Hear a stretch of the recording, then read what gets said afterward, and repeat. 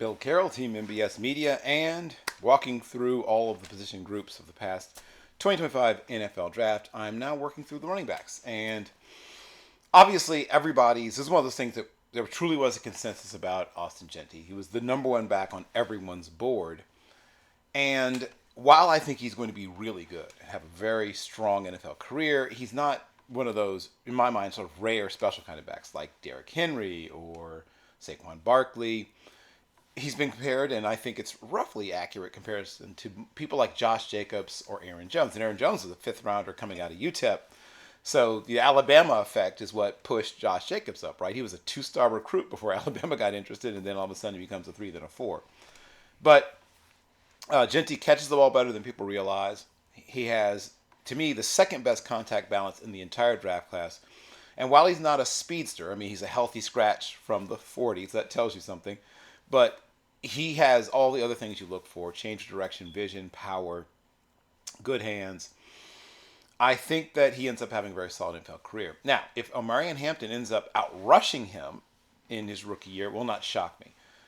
First of all, the Chargers are a more dynamic offense. Hampton is a more dynamic player. He's a bigger, faster player, but not quite as complete. He's got some things to work on, both in the passing game in terms of being a blocker, picking up blitzes, and catching the ball without having to see it come out of the quarterback's hands are things he should work on.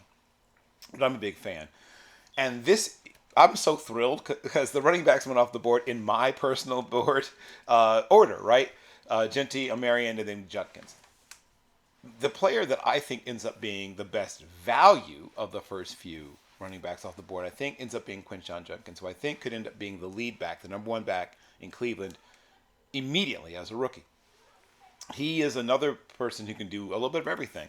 Now, if you just saw him at Ohio State, you might think he's just sort of a hard yards guy and things like that. But watch his Ole Miss tape. He does everything. He is the number one back at Ole Miss. He caught the ball out of the backfield, and not just on arrow routes, not just on shoot routes, not just on flat routes, but he ran, wheel routes. He ran some go routes even out of the backfield. Okay, next is Travion Henderson, who was my number 4 back, and I think he's going to have a really solid NFL career. He's a bigger, even more talented version of a guy like Kevin Falk in that, obviously, the New England Patriots offense isn't what it used to be, but Drake Lee May is about to take that jump, I believe. I don't think he's going to have a slump, but he's going to have a jump. But he's going to have a big, big year. And Henderson's going to be a big part of that because he is terrific in blitz pickup, but also catches the ball very well out of the backfield. R.J. Harvey is one of those, I think boomer bust is not the term I'd use for pick 60, right? When a guy's going towards the latter part of the second round, he's not really a boomer bust prospect, but he could end up being either just 1/3 of a committee or he can end up pushing his way to the top. I think he ends up being a guy who's on the field about 40% of the snaps. Maybe not immediately, but by his second year in the league. And I think he's going to be really productive. And people whip out Maurice Jones-Drew, if only, right? He doesn't quite have that level of speed or power. Similar physically, though. And then, of course, my Steelers at pick 80 took Caleb Johnson. What a thoroughly obvious Steelers pick, from the fact that obviously Iowa having similar colors. His running style is a classic Steelers running back. One cut and go, patient, powerful. Doesn't have the great top end speed, which Steelers have not had at running back in a while, but he has everything else you look for. And then right after him goes the fastest of the running backs, right? Bashal Tutin. Who I first fell in love with at NCAT, then he transfers to Blacksburg, to Virginia Tech. The Jaguars get someone who truly can blow through a defense. And he has better power than a person his size you might expect to have. The knock on him is ball security, right? He has smaller hands and, even more importantly, very short forearms. So my forearm is about 1.25 inches longer than his. And the reason that matters is, once again, the classic, right, high and tight. It's hard to really secure the ball if you have a very short forearm. So he'll have to do some special things to work on ball security, but he's got, once again, everything else you could look for, and he's the supreme home run hitter of all the running backs in the class. And then comes to maybe my personal favorite. I kind of hope the Steelers would get him around this point, pick 105. He goes to the Giants, and Cam Scatterbo, first of all, off the charts. I mean, like, not only the best contact balance in this year's draft class, he would have been the best in the year or the year before. Like there's been years will go by before we see another player with that kind of contact balance, the tripod as I call him. And he's got some Marshawn Lynch to his game, not as fast, right? Marshawn was a 4.49 coming out, so he's not that, but he's got that incredible ability to take a hit, even a big hit, reset himself, and keep moving forward. I think on average it took about 2.47 hits, right, per run to bring him down. So about 2.5 guys to bring him down on the average run for Cam. Cameron is going to be a really good football player for a long time. He may never be the lead back, but he'll always be a part of. Well, we'll see, right? The Giants have enough motion, enough, in their offense that maybe he ends up eventually becoming the number one back. But even if he's a number two, he'll be a really productive number two. Then we come to Trevor Etienne, right? Going back to sort of the outside back, right? Because Scatterbo's an inside back who can go outside, catch the ball, throw the ball, punt the ball. Etienne's more like a classic third down back, small framed. I mean, rocked up, but small frame. Like you can tell he's been in the weight room, but like not a guy who's naturally physically huge. Good, but not great speed, but good vision. He's going to end up being really, really good. And funny, right after him, right, 2 picks later so the Panthers get Etienne 2 picks later, almost the exact same player, but a little thicker body in Jaquavius Woody Marks, who started at Memphis, like low-key RBU Memphis, then goes to USC to finish up. Probably bumped himself up half a round by transferring to USC. Despite the fact that USC wasn't that great at running the ball, he was really an excellent running back. Catches the ball extremely well. Probably right there with people like Travion Henderson in terms of the ability to catch the ball. Can get downhill also. And once again, a guy who has enough speed. He's not blazing fast, but enough speed to turn the corner and sometimes find some extra yards out there. Really like him a lot. Then Jarquez Hunter, more of a no-nonsense back. And I think the Rams will have him as, the third back initially in their rotation. Maybe eventually becomes the second back in their running back rotation. He has, once again, those sort of classic, we talk about it, sort of zone running qualities, patient, decent burst, and good power. Dylan Sampson, right, another one of the speed backs. And he goes to the Browns, who could use running backs and could definitely use speed. I think he, once again, is that third down back, maybe fights his way up to RB2 in the next year or so. The 49ers love running backs, and Jordan James will once again be sort of in that mix in their running back group. Probably never gets above the third or fourth back in their rotation just because they have so much depth of talent there, but he's a good player. And the other of the speed backs, the sort of the last of the true speed backs in this group, is Jaden Blue, who goes from Texas to Dallas, right? A nice short trip for him. And all the things I've said about Etienne and other similar backs and Tootin to a slightly, to a similar extent, third down back, speed.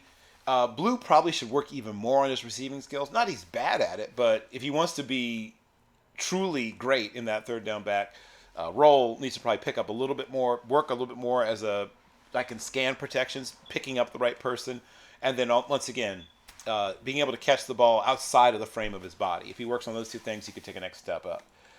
Here I think might be the best pure value in this group. At 151, the Colts get R.J. Giddens. And R.J. Giddens is, once again, I'm not calling him Marcus Allen, right? I promise I'm not. But similar running style. Kind of a long-legged, upright, build-up speed kind of guy with better quickness and power than I think people might realize, and catches the ball well enough. I could see him being an RB3 or 4 that eventually turns himself into an RB2.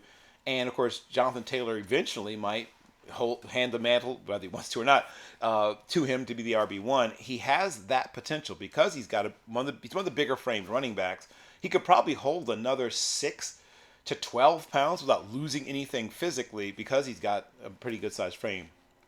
And then a person who entered, if you go back 2 years ago, my RB1 at that point was Ollie Gordon II from Oklahoma State. Now, I think he took some criticism for not always getting some of the yards that were there in terms of like getting to certain holes. And then his physical testing revealed that he's not super, super athletic. but a tough downhill runner. I think he still plays a little faster than he timed, but he's going to be, once again, probably a power back. And that's something the Dolphins have lacked, is that big, tough guy. He's a big, tough guy.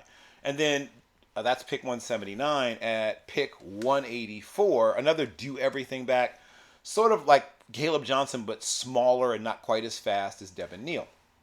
And Devin Neal's just well-rounded, right?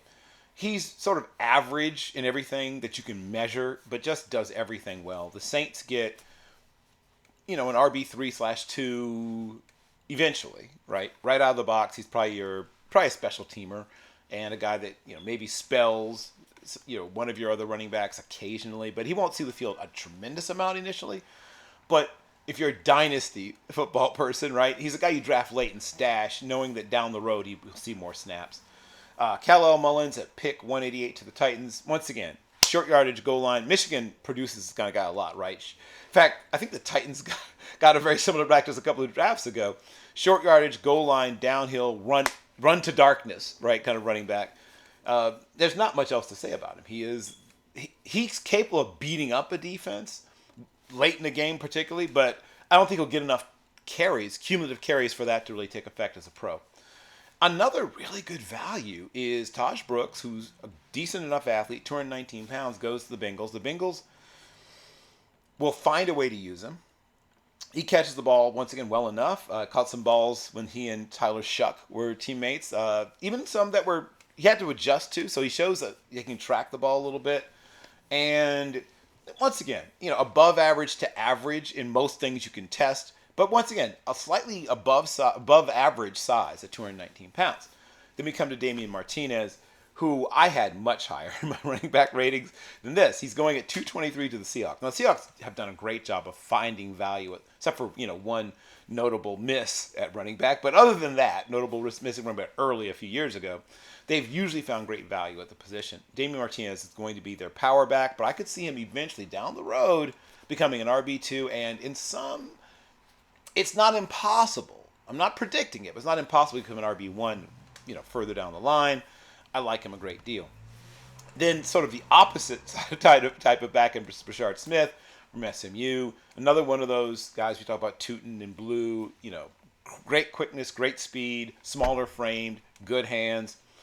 I think that he's another guy that's he goes to Kansas City, which has a real need, and he's RB4 initially, but I could see him fighting his way to 3, maybe not 2 ever. Maybe he becomes a really productive RB3, but a lot to like about him. And then there's a guy who could down the road be an RB2 is Kyle Monangai, going at 233 to the Bears, right? So we're talking well into the 7th round, but go throw on his tape at Rutgers. He's not that different running style and what he gets out of each run than a guy like Caleb Johnson, right? I would say he doesn't have maybe quite the vision and maybe not quite as much lower body pop, but similar in a lot of ways. He's going to be a really productive RB3 with us. Once again, a shot to be an RB2. And he may never be a true RB1, but I could see him, if due to injury he has to go out there and be the starting back, 88 yards, 21 carries, 11 yards receiving. Like he'll hold the fort down if you need him to. And then we go to more of a specialist in Quint Allen from Syracuse at pick 236 to the Jaguars, receiving back. He can run the ball. I'm not saying he can't, but think about Tony Nathan if you're old enough to think about Tony Nathan. If you're too young, look him up. But think about those guys that excel at catching that 3rd and 4 pass. That's what I think his role is. I tried to keep it young-ish, not young-ish, but I didn't go Don McCauley. It could have gone worse. But think of guys in that mold. Joseph Adai, if that helps, if you're a little younger. Then Phil Maffa. Now, Phil Maffa at one time also was much higher on my running back rankings, and then he sort of played his way lower. I have some questions about his vision. I have some questions about his short area quickness. But he's another guy that's got some toughness, and the Cowboys clearly looked at him at 239 and said, do we have a better player on our board? No. And this is a guy that was expected to be the next big running back at one point at Clemson. Never quite panned out. And then the last of the drafted running backs, but another potential steal, right? The transfer to Arizona in Ja'Cory Krosky Merritt. A guy that I had seen on tape before he gets to Arizona, he was a lot of people's sort of pick to click a little bit as a transfer guy in the portal. And while he never completely put it together, but the postseason was pretty good for him. I don't think he ever becomes more than an RB2, but if you get your RB2, your future RB2 with pick 245, that's still a win where I come from. So there's some good running backs in this class. I think that while there may not be any Hall of Famers anywhere in this class, there's good running backs. And I'll be moving on to the next next position group next. Once again, Bill Carroll for Zinni 60 Media. Please like and subscribe.